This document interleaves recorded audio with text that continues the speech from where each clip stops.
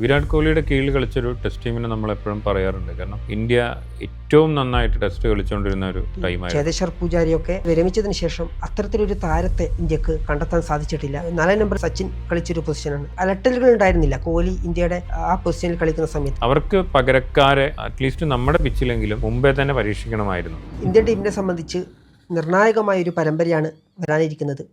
ശ്രീലങ്കയ്ക്കെതിരായ test പരമ്പര ലോക test ചാമ്പ്യൻഷിപ്പിൻ്റെ സൈക്കിളിൽ ഉൾപ്പെടുന്നതിനാൽ ഇന്ത്യക്ക് അതിനിർണായകമാണ്. മാത്രമല്ല പരിശീലകൻ ഗൗതം ഗംഭീറിനെ സംബന്ധിച്ചും സെലക്ഷൻ കമ്മിറ്റി ചെയർമാൻ അജിത് അഗാർക്കറിനെ സംബന്ധിച്ചും ഈ പരമ്പര വളരെ നിർണായകമാണ്. ആരാധകരെല്ലാം വളരെ പ്രതീക്ഷയോടെയാണ് ശ്രീലങ്കയ്ക്കെതിരായ ടെസ്റ്റ് പരമ്പരയെ നോക്കിക്കാണുന്നത്. ഇന്ത്യൻ ടീമിനെ സംബന്ധിച്ചും അതിനിർണായകമാണ്. എങ്ങനെയായിരിക്കും ഇന്ത്യൻ ടീം ഒരുങ്ങുക, ശ്രീലങ്കയ്ക്കെതിരായ മത്സരത്തിൽ എങ്ങനെയായിരിക്കും ഇന്ത്യൻ ടീമിൻ്റെ ഒരു ബാറ്റിംഗ് ലൈനപ്പ് എന്നാണ് ഏറ്റവും ശ്രദ്ധേയമായൊരു കാര്യം. കാരണം കഴിഞ്ഞ കുറച്ച് നാളുകളായി ഇന്ത്യയുടെ പ്രകടനം വളരെ മോശം അവസ്ഥയിലാണ് ഇന്ത്യൻ ടീമിൻ്റെ ബാറ്റിംഗ് നിരയുള്ളത്. കാരണം താരങ്ങൾക്ക്, സൂപ്പർ താരങ്ങൾക്ക് അവരുടെ പേരിനൊത്ത പ്രകടനം പുറത്തെടുക്കാൻ സാധിക്കുന്നില്ല. മാത്രമല്ല ഇന്ത്യൻ ടീമിന് സ്ഥിരമായൊരു ബാറ്റിംഗ് ലൈനപ്പും സമീപകാലത്ത് ഉണ്ടായിട്ടില്ല. നിരന്തരം പൊസിഷനുകൾ മാറിക്കൊണ്ടേയിരിക്കുകയാണ്. നിരവധി താരങ്ങളെ പരീക്ഷിക്കപ്പെടുകയാണ്. ഉറച്ച ഒരു ബാറ്റിംഗ് ലൈനപ്പ് ഇതുവരെ ഇന്ത്യക്ക് കണ്ടെത്താൻ സാധിച്ചിട്ടില്ല. അതുതന്നെയാണ് പ്രധാനമായും ഇന്ത്യൻ നിര വിദേശ പിച്ചുകളിലും ഹോം പിച്ചുകളിലും സ്ഥിരമാർന്നൊരു പ്രകടനം കാഴ്ചവെക്കാൻ ഇന്ത്യൻ ടീമിന് കഴിയാത്തതിൻ്റെ ഒരു പ്രധാന കാരണം ബാറ്റിംഗ് നിരയിലെ ഒരു താളം കണ്ടെത്താൻ സാധിക്കാത്തതാണ്. നമുക്കറിയാം, ഓപ്പണിംഗ് പൊസിഷനായാലും ആദ്യം ജയ്സ്വാളും രാഹുലും ഓപ്പൺ ചെയ്തു, ജയ്സ്വാളും രോഹിത്തും ഓപ്പൺ ചെയ്തു. 1 ഡൗൺ ആണെങ്കിൽ ഏകദേശം 7ഓളം താരങ്ങളെയാണ് സമീപകാലത്ത് ഇന്ത്യ പരീക്ഷിച്ചത്. ചേതേശ്വർ പൂജാരിയൊക്കെ മനോഹരമായി കളിച്ചൊരു പൊസിഷനിൽ നിന്ന് പിന്നീട് പൂജാര വിരമിച്ചതിന് ശേഷം അത്തരത്തിലൊരു താരത്തെ ഇന്ത്യക്ക് കണ്ടെത്താൻ സാധിച്ചിട്ടില്ല. 1 ഡൗണിൽ ഗില്ല് കളിച്ചു, രാഹുൽ കളിച്ചു, ദേവദത്ത് പടിക്കൽ കളിച്ചു. ഇപ്പോഴിതാ സായി സുദർശൻ ആ പൊസിഷനിലേക്ക് വരികയാണ്. അതിനുശേഷം വീണ്ടും സായി സുദർശന് പരിക്കേറ്റതിനാൽ ദേവദത്ത് പടിക്കൽ വീണ്ടും ഇന്ത്യയുടെ 3-ാം നമ്പറിൽ കളിക്കുമെന്ന റിപ്പോർട്ടുകളാണ് പുറത്തു വരുന്നത്. അങ്ങനെ 4-ാം നമ്പറിൽ നമ്മൾ നോക്കുകയാണെങ്കിൽ സച്ചിൻ കളിച്ചൊരു പൊസിഷനാണ്. അതിനുശേഷം ഏറെക്കാലം 4-ാം നമ്പറിൽ കോഹ്ലി ഇന്ത്യയുടെ സ്ഥിരമായ 4-ാം നമ്പർ പൊസിഷൻ താരമായി മാറിക്കഴിഞ്ഞു. ഇന്ത്യക്ക് അലട്ടലുകൾ ഉണ്ടായിരുന്നില്ല കോഹ്ലി ഇന്ത്യയുടെ ആ പൊസിഷനിൽ കളിക്കുന്ന സമയത്ത്. എന്നാൽ അതിനുശേഷം കോഹ്ലിയുടെ ഒരു വിരമിക്കലിന് ശേഷം 4-ാം നമ്പറിൽ ഇന്ത്യക്ക് ആളെ കണ്ടെത്താൻ കഴിയുന്നില്ല. ഗില്ല് ഇപ്പോൾ ആ പൊസിഷനിലേക്ക് വന്നിട്ടുണ്ട്. പക്ഷേ അതും എത്രത്തോളം കോഹ്ലിയുടെ ഒരു വിടവ് നികത്താൻ സാധിക്കുമെന്നൊരു ചോദ്യം വരുന്നുണ്ട്. അത്തരത്തിൽ 1 ഡൗണും 4-ാം നമ്പർ പൊസിഷനും ഉറച്ച ഒരു ഇന്ത്യക്ക് ഏറ്റവും മികച്ച രീതിയിൽ കളിക്കാൻ പറ്റുന്ന ഒരു താരങ്ങളാണോ എന്നൊരു സംശയം വരുന്നുണ്ട്. അത്തരത്തിൽ അവരുടെ പ്രകടനം ആ തരത്തിലേക്ക് ഉയർന്നിട്ടില്ല. അതാണ് ഇന്ത്യയുടെ ബാറ്റിംഗ് നിര പ്രധാനമായും അലട്ടുന്ന പ്രശ്നം. ഇനിയിപ്പം വരാനിരിക്കുന്ന ശ്രീലങ്ക പരമ്പരയിൽ എങ്ങനെയായിരിക്കും ഈ പൊസിഷനുകൾ എന്ന ചോദ്യം ഉയർന്നു കഴിഞ്ഞു. കാരണം രോഹിത്തും കോഹ്ലിയൊക്കെ വിരമിച്ചതിന് ശേഷം ഒരു ട്രാൻസിഷൻ സ്റ്റേജിലേക്ക് ഇന്ത്യ കടന്നു കഴിഞ്ഞു. അതിന് ഇംഗ്ലണ്ടിനെതിരായ പരമ്പരയ്ക്ക് ശേഷമാണ് ഗില്ലിൻ്റെ നായകത്വത്തിൽ റെഡ് ബോൾ ക്രിക്കറ്റിൽ ഇന്ത്യ ഒരു പുതിയ തലമുറ മാറ്റത്തിന് ഇറങ്ങൊരുക്കിയിരിക്കുന്നത്. അതിനുശേഷം ഇപ്പം സൗത്ത് ആഫ്രിക്കയ്ക്കെതിരായ വിദേശ ടെസ്റ്റിൽ ഇന്ത്യ നാണം കെട്ട് തോറ്റു കഴിഞ്ഞു. അതിനുശേഷമാണ് ഇപ്പോഴിതാ ശ്രീലങ്കയ്ക്കെതിരായ മറ്റൊരു പരമ്പര എത്തുന്നത്. അഫ്ഗാനെതിരെ ഒരു കളി കളിച്ചു, എന്നിരുന്നാൽ പോലും ഒരു പരമ്പര എന്ന രീതിയിൽ ഇപ്പോഴിതാ ശ്രീലങ്കയ്ക്കെതിരായ പരമ്പരയാണ് എല്ലാവരും ഉറ്റുനോക്കുന്നത്. അതിൽ എങ്ങനെയായിരിക്കും അഭിനന്ദൻ, എങ്ങനെയാണ് തോന്നുന്നത്, എങ്ങനെയായിരിക്കും ഇന്ത്യയുടെ ഒരു ടീമിൻ്റെ ഈ സമീപകാലത്തുള്ള ഒരു പ്രകടനം? നമ്മളിപ്പോൾ പറയുന്ന ടെസ്റ്റ് ടീമിനെ പറ്റിയിട്ടാണ്. ഇന്ത്യൻ ടെസ്റ്റ് ടീമിൻ്റെ ഒരു സമീപകാലത്തെ പ്രകടനം നോക്കുകയാണെങ്കിൽ വിരാട് കോഹ്ലിയുടെ കീഴിൽ കളിച്ചൊരു ടെസ്റ്റ് ടീമിനെ നമ്മളെപ്പോഴും പറയാറുണ്ട്. കാരണം ഇന്ത്യ ഏറ്റവും നന്നായിട്ട് ടെസ്റ്റ് കളിച്ചുകൊണ്ടിരുന്ന ഒരു ടൈമായിരുന്നു. കാരണം ഭയങ്കര ഡോമിനൻ്റ് ആയിട്ട് നമ്മൾ ഓപ്പോസിഷൻ ടീമിൻ്റെ 20 വിക്കറ്റുകൾ വീഴ്ത്താൻ പറ്റിയ ഒരു ഫാസ്റ്റ് ബോളിംഗ് സ്പിൻ കോമ്പിനേഷൻ നമുക്കുണ്ടായിരുന്നു. ഇപ്പം നാട്ടിലാണെങ്കിലും വിദേശത്താണെങ്കിലും ഒരുപോലെ പെർഫോം ചെയ്യാൻ പറ്റുന്ന, വിദേശത്ത് ഏത് ടീമിനെയും, ഇപ്പം നമ്മൾ സേന കൺട്രീസിൻ്റെ കാര്യം പറയാറുണ്ട്. ഇപ്പം എന്താ പറയുക, south Africa, England, Australia, New Zealand പറയാറുണ്ട്. സ്വിങ്ങും പേസും അത്യാവശ്യം ലഭിക്കുന്ന പിച്ചുകളിൽ പോലും നമ്മുടെ ഫാസ്റ്റ് ബോളേഴ്സ്, ഇപ്പോൾ ബുംറ ആണെങ്കിലും ഷമി ആണെങ്കിലും ഇഷാന്ത് ശർമ്മയാണെങ്കിലും ഭുവനേശ്വർ കുമാർ ആണെങ്കിലും ഉമേഷ് യാദവ് ആണെങ്കിലും ഒക്കെ തിളങ്ങിയൊരു സമയമുണ്ട്. അവിടെ നിന്നും ഇപ്പോൾ നമ്മൾ ഇങ്ങോട്ടുള്ള മാറ്റം നോക്കുന്ന സമയത്ത് എന്താ പറയുക, ആ ഒരു ഇൻറ്റൻറ്റ് ഭയങ്കരമായിട്ട് ഇന്ത്യൻ ടീമിൻ്റെ കയ്യിൽ നിന്ന് പോയിട്ടുണ്ട്. എന്താ പറയുക, ഒരു വിന്നിങ് ഇൻറ്റൻറ്റ് പലപ്പോഴും ഇല്ലാത്ത പോലെ തോന്നിയിട്ടുണ്ട്. കോഹ്ലി കൊടുക്കുന്ന ആ കോഹ്ലിയുടെ ഒരു അറ്റാക്കിംഗ് മെൻറ്റാലിറ്റി ഉണ്ട്. അത് ലാക്ക് ചെയ്യുന്നതാണ് ശരിക്കും ഇപ്പം ഇന്ത്യൻ ടീം നേരിടുന്ന പ്രധാന പ്രതിസന്ധി. അപ്പോൾ ഈ പ്രതിസന്ധിക്ക് ഒരു പ്രധാന കാരണം എന്ന് പറയുന്നത് ഈ ട്രാൻസിഷൻ എല്ലാ ടീമുകൾക്കും ഉണ്ടാവും. കാരണം അവരുടെ മെയിൻ പ്ലെയേഴ്സ്, സ്ഥിരമായിട്ട് കളിച്ചുകൊണ്ടിരുന്ന മെയിൻ പ്ലെയേഴ്സ് പെട്ടെന്ന്, അതായത് അല്ലെങ്കിൽ ഗ്രാജുവലി അവർ റിട്ടയർ ചെയ്യുന്ന ഒരു സമയം വരുന്ന സമയത്ത് ശ്രീലങ്കൻ ക്രിക്കറ്റിന് സംഭവിച്ച ഒരു ഇടിവ് അവരുടെ പെർഫോമൻസിലൊരു കൂപ്പുകുത്തൽ നമ്മൾ കണ്ടിട്ടുള്ളതാണ്. ഇപ്പം സന ജയസൂര്യ, മർവൻ അട്ടപ്പെട്ടു, മഹേള ജയവർദ്ധനെ, സംഗക്കാര, ദിൽഷൻ, ഇത്തരം പ്ലേയേഴ്സ്, മുത്തയ്യ മുരളീധരൻ, ഇവരൊക്കെ പോയ സമയത്ത് ഇവർ പെട്ടെന്ന് അടുപ്പിച്ചടുപ്പിച്ച് ഇവരുടെ ഒരു റിട്ടയർമെൻറ്റ് കാര്യങ്ങൾ വന്ന സമയത്ത് ആ ടീം ഡൗൺ ആയിപ്പോയത് നമ്മൾ കണ്ടിട്ടുള്ളതാണ്. ഇപ്പോൾ ഓസ്ട്രേലിയയുടെ കാര്യം എടുക്കുമ്പോഴാണെങ്കിലും ഓസ്ട്രേലിയക്ക് ഇതേ സാഹചര്യത്തിലൂടെ ഓസ്ട്രേലിയയും കടന്നു പോയിട്ടുണ്ട്. അപ്പോൾ എന്താ പറയുക, 2000-ൻ്റെ തുടക്കം മുതൽ ഏകദേശം 98 ടൈം മുതൽ 2007 വരെയുള്ള ഓസ്ട്രേലിയൻ ടീം നോക്കുകയാണെങ്കിൽ ഈക്വലി വൺ ഡേ ക്രിക്കറ്റിലും ടെസ്റ്റ് ക്രിക്കറ്റിലും അവരെ വെല്ലാൻ വേറൊരു ടീമില്ലാത്ത പോലെയായിരുന്നു അവരുടെ പെർഫോമൻസ്. പക്ഷേ അതിനുശേഷം അവരുടെ എക്സ്പീരിയൻസ്ഡ് ആയിട്ടുള്ള പ്ലേയേഴ്സ്, ഹൈഡൻ ആണെങ്കിലും റിക്കി പോണ്ടിങ് ആണെങ്കിലും ഗിൽക്രിസ്റ്റ് ആണെങ്കിലും മഗ്രാത്തെ, ഗില്ലസ്പി പോലുള്ള ബൗളേഴ്സ് റിട്ടയർ ചെയ്ത സമയമാണെങ്കിലും അവർക്കും ഈ സ്റ്റേജിലൂടെ കടന്നു പോകേണ്ടി വന്നിട്ടുണ്ട്. പക്ഷേ നമ്മുടെ സെലക്ടർമാരുടെയും നമ്മുടെ കോച്ചിൻ്റെയും ഒരു എന്താ പറയുക മിസ്റ്റേക്കാണ് ശരിക്ക് ഇപ്പം നേരിടുന്നൊരു പ്രതിസന്ധിക്ക് കാരണം വിരാട് കോഹ്ലിയും രോഹിത് ശർമ്മ, രവീന്ദ്ര ജഡേജ, അശ്വിൻ, ഷമി പോലുള്ള പ്ലേയേഴ്സ്, ചേതേശ്വർ പൂജാര, ഇവരൊക്കെ ഇപ്പോൾ പൂജാരയും കോഹ്ലിയും രോഹിത്തും ടെസ്റ്റിൽ നിന്ന് വിരമിച്ചു കഴിഞ്ഞു, അശ്വിനും ടെസ്റ്റിൽ നിന്ന് വിരമിച്ചു കഴിഞ്ഞു. അവർക്ക് പകരക്കാരെ അറ്റ്ലീസ്റ്റ് നമ്മുടെ പിച്ചിലെങ്കിലും അവർക്കൊരു പകരക്കാരെ കൊണ്ടുവന്ന് പരീക്ഷിക്കേണ്ട കുറേ മുമ്പേ തന്നെ പരീക്ഷിക്കണമായിരുന്നു. പിന്നെ വിരാട് കോഹ്ലിയുടെയും രോഹിത്തിൻ്റെയും ടെസ്റ്റ് ക്രിക്കറ്റിൽ നിന്നുള്ള റിട്ടയർമെൻറ്റ് നമ്മൾ കണ്ടിട്ടുള്ളതാണ്. ബോർഡർ ഗവാസ്കർ ട്രോഫിയിലെ ദയനീയമായ പ്രകടനത്തിന് പിന്നാലെയാണ് ടീം മാനേജ്മെൻറ്റിനും BCCIക്കും അവർക്കുള്ള സപ്പോർട്ട് ഇല്ലാതാവുന്നത്. പക്ഷേ അവിടെ അവർ കാണാത്തൊരു അപകടം എന്തായിരുന്നു എന്ന് വെച്ച് കഴിഞ്ഞാൽ ആ പൊസിഷനിലേക്ക് പ്രൂവ് ചെയ്തിട്ടുള്ള പ്ലേയേഴ്സ് നമുക്കുണ്ടോ? കാരണം നമ്മളിപ്പോൾ നോക്കുമ്പോൾ 2020 സ്പെഷ്യലിസ്റ്റുകളായിട്ടുള്ള പ്ലേയേഴ്സാണ് നമുക്ക് കൂടുതലുള്ളത്. പക്ഷെ ടെസ്റ്റിന് വേണ്ട ക്ഷമ, അതിന് വേണ്ട ഒരു ഇൻറ്റൻറ്റ്, കാരണം സെഷൻ ബൈ സെഷൻ നമ്മൾ സർവൈവ് ചെയ്യുക എന്നുള്ളതാണ് ടെസ്റ്റിൻ്റെ ഒരു മോട്ടോ. അപ്പോൾ അതിന് പറ്റിയ പ്ലേയേഴ്സ് ഉണ്ടോ? പിന്നെ ഈ ഒരു സെഷനിൽ നമ്മൾ എത്ര വിക്കറ്റ് എടുക്കും, അല്ലെങ്കിൽ സെഷനിൽ നമ്മൾ ടാർഗറ്റ് ചെയ്യേണ്ടത് എന്താണ്? ബോളിംഗ് നോക്കുകയാണെങ്കിൽ അങ്ങനെ അതിലൊക്കെ നമുക്ക് ഒരു ഇടിവ് സംഭവിച്ചതാണ്. ഇപ്പം നാട്ടിൽ പോലും നമ്മൾ റെഡ് സോയിൽ പിച്ച് ഒരുക്കിയിട്ട് നമ്മൾ അശ്വിനെയും രവീന്ദ്ര ജഡേജനെയും വെച്ചിട്ട് നമ്മൾ വിക്കറ്റ് വീഴ്ത്താറുണ്ട്. പിന്നീട് വന്ന അക്ഷർ പട്ടേലിനൊക്കെ അവസരം കൊടുത്ത സമയത്ത് അക്ഷറൊക്കെ തിളങ്ങിയിട്ടുണ്ട്. പക്ഷേ ഈ എക്സ്പീരിയൻസ് മാറ്ററാണ് ശരിക്കും ടെസ്റ്റ് ക്രിക്കറ്റിലേക്ക് വരുന്ന സമയത്ത്. അപ്പോൾ ആ എക്സ്പീരിയൻസ് ആണ് ടീമിന് ലാക്ക് ചെയ്തത്. ആ എക്സ്പീരിയൻസ് കിട്ടാൻ വേണ്ടിയിട്ട് നമ്മുടെ സീനിയർ ടീമിൻ്റെ കൂടെ തന്നെ, സീനിയർ പ്ലേയേഴ്സിൻ്റെ കൂടെ തന്നെ ജൂനിയേഴ്സ് പ്ലേയേഴ്സിനെ മിക്സ് ചെയ്തിട്ട് 11 സെറ്റ് ചെയ്യേണ്ടിയിരുന്നു. മുൻപേ തന്നെ അതിനുള്ള വർക്ക് തുടങ്ങേണ്ടിയിരുന്നു. ഇത് പെട്ടെന്ന് ഇവരുടെ റിട്ടയർമെൻറ്റ് കാര്യങ്ങൾ വന്ന സമയത്ത് അതിനോട് കോപ്പപ്പ് ചെയ്യാൻ പ്ലേയേഴ്സിന് സാധിക്കുന്നില്ല. ഇപ്പോൾ പൂജാര 3-ാം നമ്പറിലെ പൂജാര, 4-ാം നമ്പറിൽ വിരാട് കോഹ്ലി എന്ന് പറഞ്ഞു കഴിഞ്ഞാൽ ഇന്ത്യക്ക് മറ്റൊന്നും ചിന്തിക്കേണ്ടാത്ത ബാറ്റിംഗ് പൊസിഷനായിരുന്നു. ഓപ്പോസിറ്റ് ടീമിന് ഏറ്റവും തലവേദനയായിട്ടുള്ള ബാറ്റിംഗ് പൊസിഷനായിരുന്നു. ഇപ്പോൾ 2018 എറിഞ്ഞു മടുത്തിട്ട് 30-35 ഓവർ എറിഞ്ഞു മടുത്തിട്ട് നെതൻ ലിയോൺ പൂജാരനോട് ചോദിച്ചിട്ടുണ്ട്, എന്തിനാണ് ഇത്രയും നേരം ബാറ്റ് ചെയ്യുന്നതെന്ന് ചോദിച്ചു എന്ന് പറഞ്ഞാൽ പൂജാര രസകരമായിട്ടുള്ള സംഭവം വരെ ഉണ്ട്. കാരണം അങ്ങനെയാണ് പൂജാര.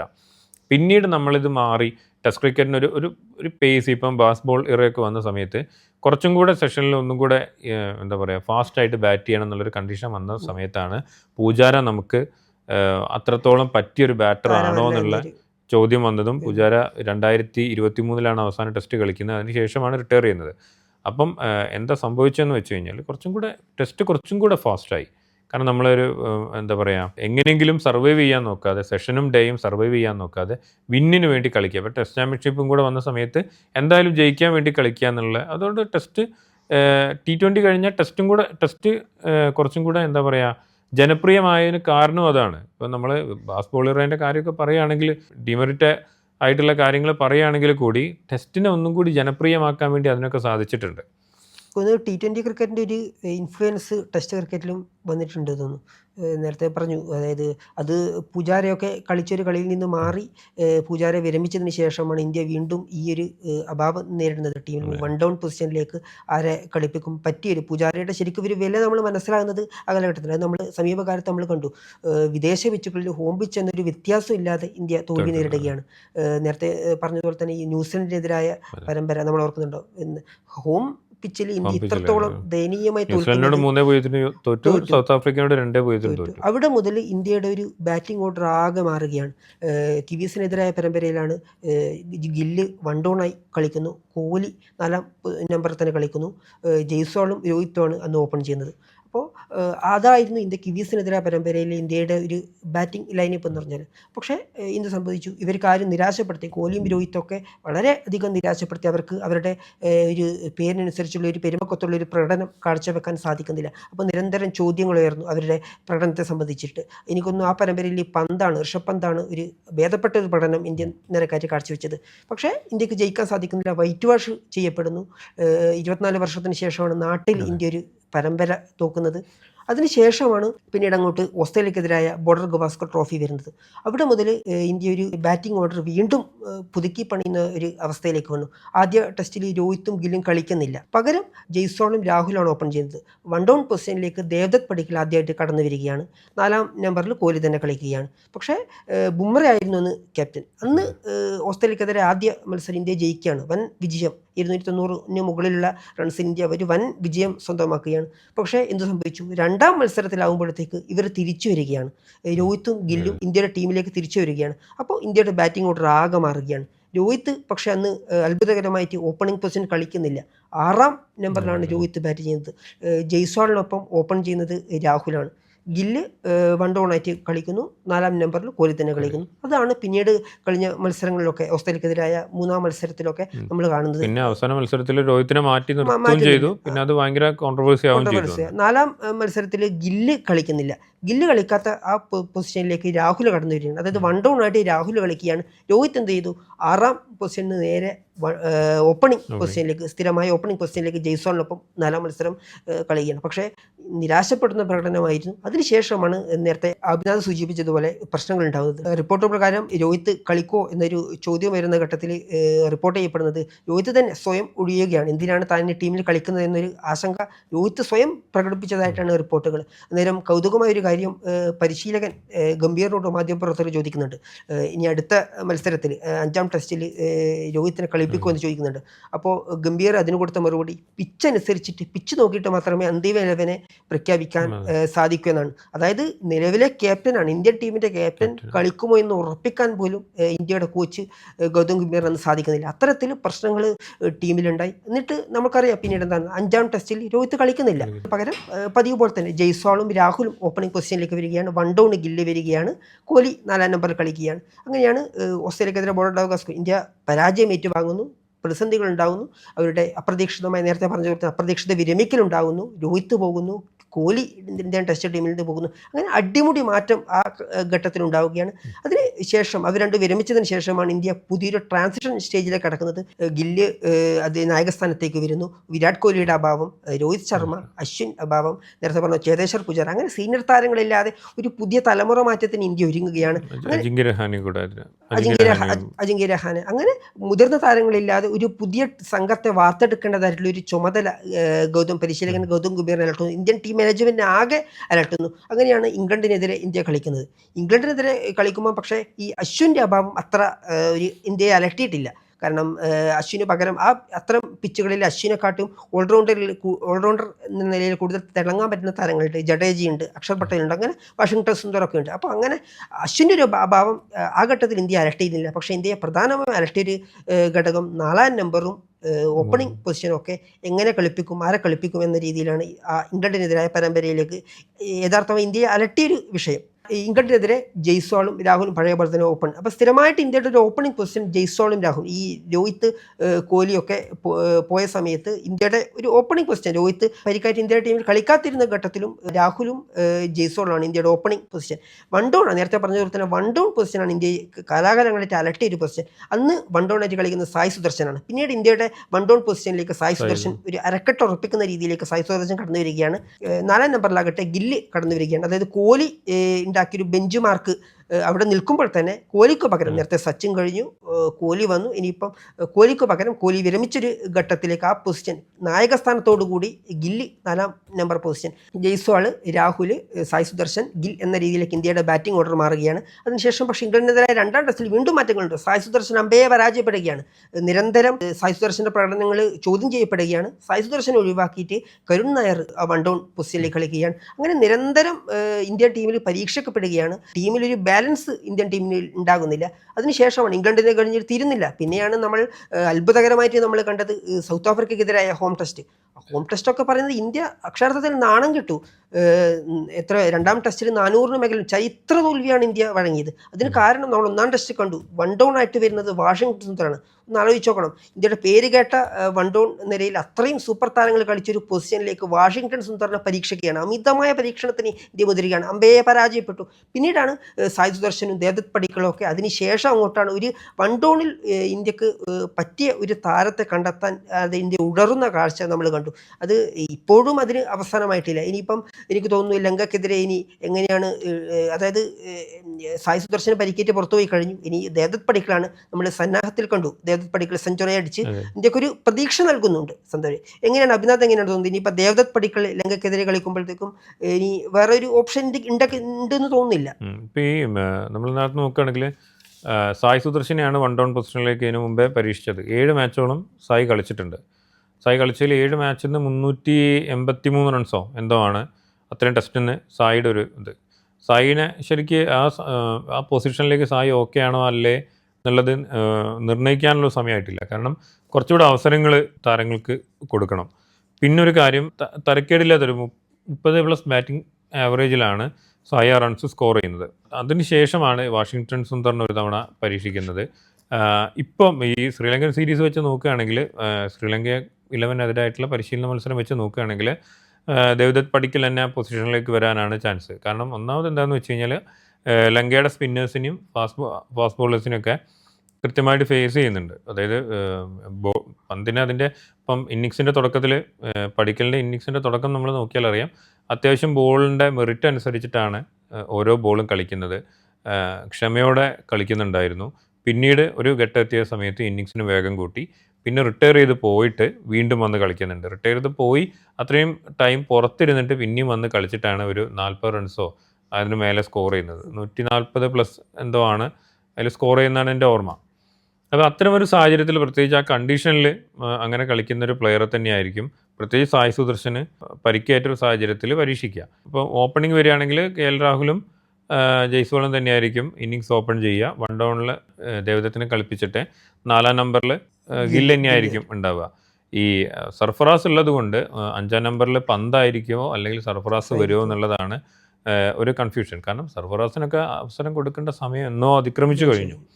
നമുക്ക് ഒരു എന്താ പറയുക, ബെറ്റർ ടെസ്റ്റ് ബാറ്റ്സ്മാൻ, ഒരു ടെസ്റ്റ് ബാറ്റിംഗ് മെറ്റീരിയൽ എന്ന് പറഞ്ഞിട്ട് കൊണ്ടുവരാൻ പറ്റിയൊരു പ്ലെയർ തന്നെയാണ് സർഫറാസ് ഖാൻ. കാരണം ഡൊമസ്റ്റിക്കിൽ ഇത്രയും നല്ല പെർഫോമൻസ് കണ്ടിന്യൂസ് ആയിട്ട് രഞ്ജി സീസണുകളിൽ നന്നായിട്ട് പെർഫോം ചെയ്യുന്നൊരു പ്ലെയറാണ്. അപ്പോൾ അത്തരം ഒരു പ്ലെയർക്ക് എന്തായാലും 5-ാം നമ്പറിൽ ഒരു അവസരം കൊടുക്കുക വേണം. ഒന്ന് ഫിറ്റ്നസ് ആയിരിക്കും സെലക്ടർമാർ പ്രധാനമായിട്ടും അതൊരു തടഞ്ഞു നിർത്താനുള്ള ഒരു കാരണം.